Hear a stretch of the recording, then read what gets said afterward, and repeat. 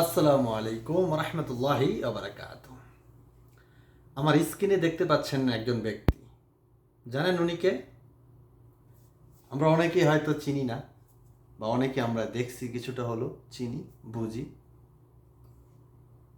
ফখরুদ্দিন সাহেব, বাংলাদেশে ফখরুদ্দিনের আমল ছিল সবচেয়ে সুন্দর। বলতে পারেন ভাই কেন, কি, কেমনে, কি? এটা আমার কথা না, এটা অনেকেই বলে এই কথাটা। এই ফখরুদ্দিন সাহেবের আমলটাকে সবাই ভয় পায়, পেয়েছিল। এই ফখরুদ্দিন সাহেব রাজনৈতিক ব্যক্তি যারা আছে সবাইরে এক ঘাটে পানি খাওয়াইছে। খালেদা জিয়া বলেন, শেখ হাসিনা বলেন, যা আছে সব জায়গা মতন হান্দায় দিছে। ব্যবসায়ী ব্যবসায়ী যা আছেন, আমি কিছুটা মনে আছে, আমি এই সময় তো কিছুটা বুঝি। তো ওই যে আমি দেখছিলাম যে কাশপুরের দিকে রাস্তাঘাট সব ফাঁকা, ফুটপাথ যা আছে সব একবারে পরিষ্কার, কোনো দখলদার ছিল না। এর জন্য ওই যে ১-১১ একটা কথা আছে না, রাজনৈতিক ব্যক্তিরা বলে যে ১-১১ সরকার, ১-১১। হ্যাঁ, এই ভাই আসিল ১-১১ সময়। ১-১১ রাজনৈতিক ব্যক্তিদের জন্য ভয়ঙ্কর একটা দিন ছিল, কিন্তু জনগণের জন্য ভালো ছিল।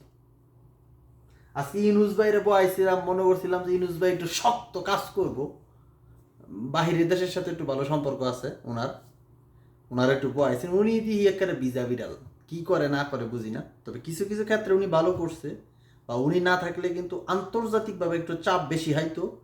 তার জন্য আমরা এই দিক দিয়ে ইউনুস সাহেব পারফেক্ট, কিন্তু রাষ্ট্রের ভিতরে কন্ট্রোল করাটা ইউনুস সাহেব আসলেই ব্যর্থ, এটা আমি বলবো।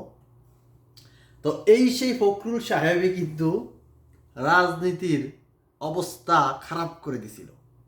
প্রত্যেকটা রাজনীতি, দুর্নীতিবাজ, নেতা মেতা যেটা আছেন সব, কারা কারা মনে আছে ওই ফখরুদ্দিন সাহেবের কথা কমেন্টে জানাইবেন।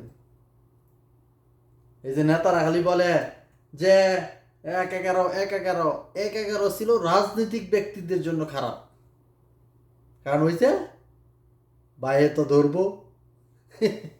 তারা কোথায় আছে জানি না, তবে শেষ মুহূর্তে আর কি, মানে উনি সমস্যা হয়েছে কি, ওনার তো ৩ মাসের সময় নিয়েছিল, কিন্তু উনি ২ বছর চালাইছিল। ২ বছর উনি চালাইছে, তার জন্যই ওনার অপরাধ হয়েছে বেশি।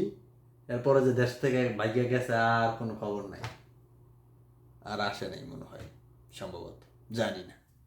তবে এটাই ছিল ওই যে ফখরুদ্দিন সাহেবের কথা। এই যে অনেকেই পোস্ট করে দেখি এখন যে ফখরুদ্দিন সাহেবই কিন্তু দেশ ভালো চালাইছিল। তো যারা জানেন জানাবেন কমেন্ট বক্সে। ভালো থাকবেন, সুস্থ থাকবেন। জানতে চাই এবং জানাতে চাই আপনাদেরকে।